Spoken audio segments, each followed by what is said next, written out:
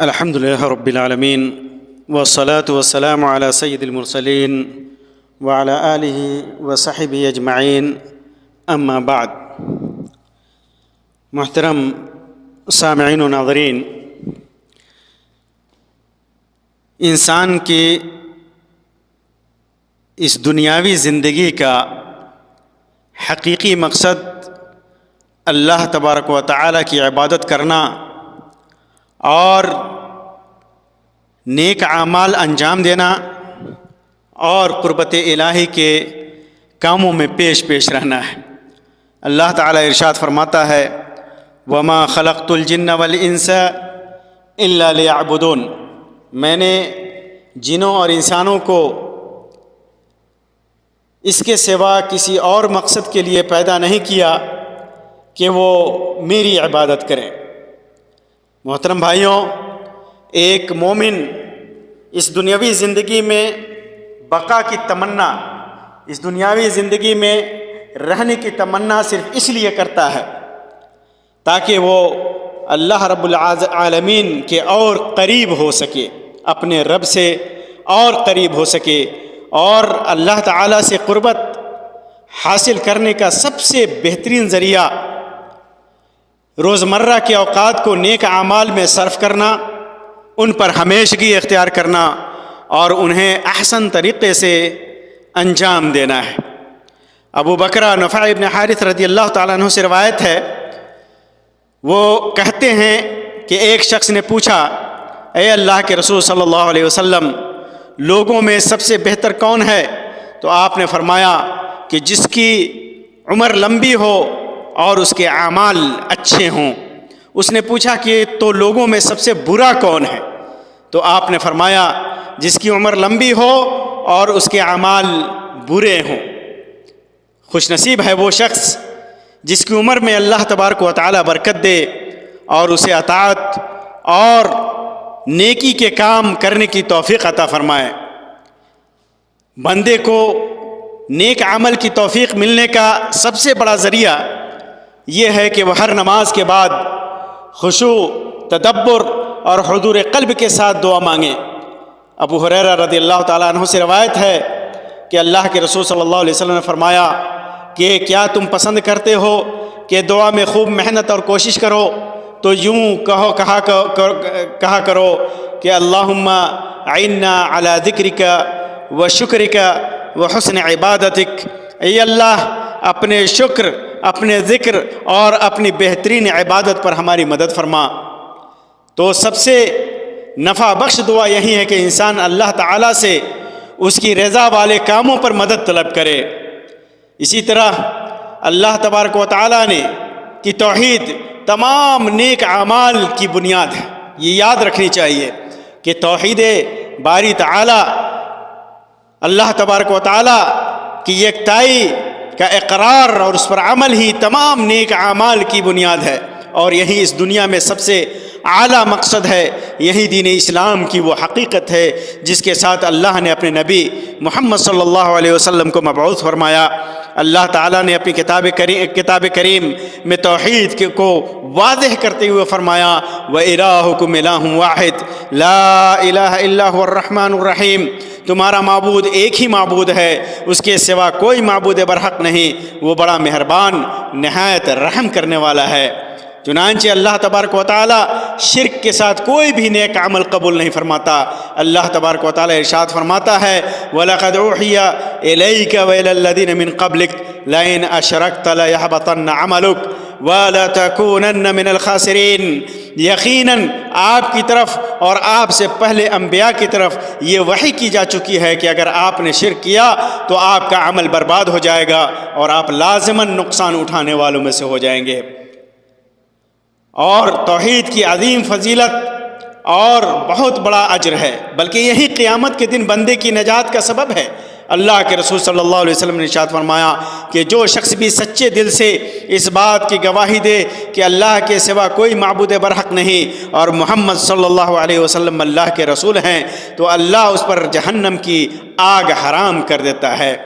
محترم بھائیوں، یہ بات جان لینا چاہیے کہ کچھ ایسے آسان نیک اعمال بھی ہیں کہ اگر بندہ اللہ تبارک و تعالیٰ بندے کو توفیق دے اور اس کی مدد فرمائے تو وہ عظیم اجر و ثواب حاصل کر لیتا ہے۔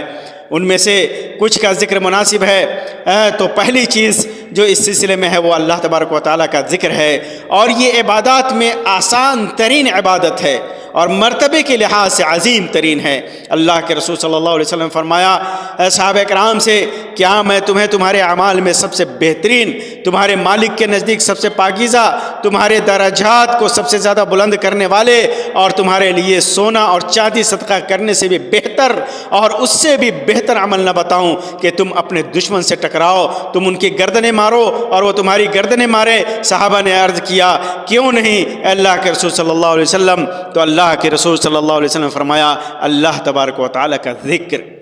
یہ حدیث اس بات پر دلالت کرتی ہے کہ اللہ کا ذکر سب سے بہتر اور پاکیزہ عمل ہے، درجات کو بلند کرنے والا ہے اور صدقہ اور راہ الہی میں جہاد سے بھی بڑھ کر ہے۔ اسی طرح دوسری چیز جو ہے وہ حسن اخلاق ہے اور لوگوں کے ساتھ اچھا برتاؤ کرنا ہے۔ یہ اللہ تبارک و تعالیٰ کے قریب کرنے والے عظیم ترین ذرائع میں سے ہے۔ ابو ہریرہ رضی اللہ تعالیٰ عنہ سے روایت ہے کہ اللہ کے رسول صلی اللہ علیہ وسلم سے ان چیزوں کے بارے میں پوچھا گیا جو لوگوں کو سب سے زیادہ جنت میں داخل کریں گی، تو آپ نے فرمایا اللہ کا تقوی اور حسن اخلاق، اللہ کا تقوی اور حسن اخلاق۔ اسی طرح وہ تیسری چیز جو تیسرے وہ اعمال اور نیک اعمال جو اللہ تبارک و تعالیٰ سے قریب کر دے اور افضل اعمال میں سے ہے، وہ ہے باجماعت نماز کا اہتمام۔ یہ افضل ترین اعمال میں سے ہے کہ مسلمان مرد مسجد میں مسلمانوں کے ساتھ باجماعت نماز کی محافظت کرے۔ عبداللہ ابن عمر رضی اللہ تعالیٰ عنہ سے روایت ہے، فرماتے ہیں کہ اللہ کے رسول صلی اللہ علیہ وسلم نے فرمایا باجماعت نماز تنہا پڑھائی جانے والی نماز سے 27 درجے زیادہ افضل فضیلت رکھتی ہے۔ یہ ایک عظیم فضل اور بڑا اجر ہے جس سے بلا عذر محروم رہنے والا شخص واقعی محروم ہی ہے۔ اسی طرح چوتھی چیز جو اللہ تبارک و تعالیٰ سے قریب کرنے والی ہے اور نیک اعمال میں سے ہے وہ ہے نوافل کی ادائیگی۔ یہ نوافل فرائض کی تلافی اور ان کی کمی کو پورا کرتے ہیں۔ تمیم داری رضی اللہ تعالیٰ عنہ سے روایت ہے کہ نبی اکرم صلی اللہ علیہ وسلم نے فرمایا کہ قیامت کے دن بندے سے سب سے پہلے نماز کا حساب لیا جائے گا۔ اگر اس نے اسے مکمل ادا کیا ہوگا تو مکمل لکھی جائے گی، اور اگر مکمل نہیں کی ہوگی تو اللہ تعالیٰ فرشتوں سے فرمائے گا دیکھو کیا میرے بندے کے پاس کچھ نوافل بھی ہیں تو ان کے ذریعے اس کے فرض کے نقصان کو پورا کر دو۔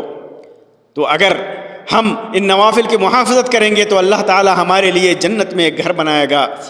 جیسا کہ حدیث میں ہے کہ جو بھی مسلمان بندہ ہر دن فرض کے علاوہ 12 رکعتیں نفل پڑھتا ہے اللہ اس کے لیے جنت میں ایک گھر بنا دیتا ہے۔ اسی طرح نیک اعمال میں سے نماز ضحیٰ ہے، یعنی اشراق چاشت کی نماز کا اہتمام کرنا ہے۔ اللہ کے رسول صلی اللہ علیہ وسلم نے فرمایا کہ تم میں سے ہر شخص کے ہر جوڑ پر روزانہ ایک صدقہ واجب ہوتا ہے، بس ہر بار سبحان اللہ کہنا صدقہ ہے، الحمدللہ کہنا صدقہ ہے، لا الہ الا اللہ کہنا صدقہ ہے، اللہ اکبر کہنا صدقہ ہے، نیکی کا حکم دینا صدقہ ہے اور برائی سے روکنا صدقہ ہے، اور ان تمام کی طرف سے ضحیٰ یعنی چاشت کی 2 رکعتیں پڑھ لینا ہی کافی ہو جاتا ہے۔ اسی طرح نیک اعمال میں سے اللہ تبارک و تعالیٰ کے قربت کے ذرائع میں سے ایک یہ ہے کہ جمعہ کی نماز کے لیے اول وقت میں جانا، جلدی کرنا۔ یہ ہفتے میں صرف ایک بار کی نماز ہے، لیکن اس کے لیے جلدی جانے کے لیے پختہ ارادے اور ثواب کے استحضار کی ضرورت ہوتی ہے۔ اوس الثقفی رضی اللہ تعالیٰ عنہ سے روایت ہے، کہتے ہیں کہ میں نے رسول اللہ صلی اللہ علیہ وسلم کو فرماتے ہوئے سنا کہ جو شخص جمعہ کے دن غسل کرے اور کرائے اور پھر جلدی بیدار ہو کر اول وقت مسجد میں جائے، پیدل جائے اور سوار نہ ہو، امام سے کے قریب ہو کر توجہ سے خطبہ سنے اور کوئی لغو کام نہ کرے تو اس کے لیے ہر قدم کے بدلے 1 سال کے عمل کا ثواب ہوگا، جس میں 1 سال کے روزوں اور اس کی راتوں کے قیام یعنی نماز کا ثواب شامل ہے۔ لہٰذا مسلمان کو چاہیے کہ وہ جمعہ کی نماز کے لیے جلدی جائے، اپنے وقت کو آباد کرے اور نماز، ذکر، دعا اور تلاوت قرآن کے ذریعے نیک اعمال کا ذخیرہ کرے، خاص طور پر اس دور میں جب جمعہ کی مساجد بالکل قریب تر ہیں۔ اسی بہت سے لوگ یہ تمنا کرتے ہیں کہ کاش وہ خوب عبادت کریں اور اللہ کے قریب کرنے والے تمام کام انجام دیں، لیکن شیطان کی طرف سے انہیں سستی اور رکاوٹ کا سامنا کرنا پڑتا ہے۔ تو اس کا علاج کیا ہے؟ اس کا علاج اللہ تبارک و تعالیٰ کے اس فرمان میں ہے۔ اللہ تعالیٰ فرماتا ہے وَالَّذِينَ جَاهَدُوا فِينَا لَنَهْدِيَنَّهُمْ سُبُلَنَا وَإِنَّ اللَّهَ لَمَعَ الْمُحْسِنِينَ، اور جن لوگوں نے ہمارے راستے میں مجاہدہ کی، کوشش کی، ہم لازماً انہیں اپنے راستوں کی ہدایت دیں گے، اور بے شک اللہ احسان کرنے والوں کے ساتھ ہے۔ یعنی جن لوگوں نے اللہ کی رضا کی خاطر اپنے نفس سے مجاہدہ کیا، اللہ ضرور انہیں سیدھے راستے کی توفیق دے گا۔ اور سب سے بڑا مجاہدہ یہ ہے کہ انسان ہدایت اور دین حق کو سیکھنے اور علم کے بعد اس پر عمل کرنے کے لیے اپنے نفس سے مقابلہ کرے، پھر اس عمل پر صبر کرے اور ہمیشگی اختیار کرے، اور اس کے لیے اپنے نفس کا مقابلہ کرتا رہے۔ مومن کے لیے سزاوار ہے کہ وہ آخرت کے معاملات اور رب کریم سے قریب کرنے والی باتوں میں مضبوط اور پختہ عزائم کا مالک ہو۔ اللہ تعالیٰ فرماتا ہے یحییٰ علیہ السلام سے کہ یا یحییٰ خذ الکتاب بقوہ، یحییٰ کتاب کو مضبوطی سے تھام لو، مضبوطی سے تھام لو۔ حکم دیا اللہ تبارک و تعالیٰ نے اپنے نبی کو کہ کتاب کو مضبوطی سے تھام لو۔ یہی حکم اس امت کو بھی ہے کہ اپنے دین کو مضبوطی کے ساتھ تھام لے، شیطان کے بہکاوے سے مقابلہ کرے، اور نیک اعمال پر صبر کرے، اور برے اعمال کو چھوڑنے کی کوشش کرے اور چھوڑے۔ اللہ تبارک و تعالیٰ سے دعا ہے کہ اللہ تعالیٰ ہمیں ایسے نیک اعمال کی توفیق عطا فرمائے جو ہمیں اس سے راضی کر دیں اور ہمیں اس کے قریب کر دیں، اور اللہ رب العزت ہمیں خیر اور برکات کے ذخیرے اور نیک اعمال میں اضافے کی توفیق عطا فرمائے۔ آمین رب العالمین۔ وآخر دعوانا ان الحمد للہ رب العالمین، وصلی اللہ علی خیر خلقی وسلم، والسلام علیکم ورحمۃ اللہ وبرکاتہ۔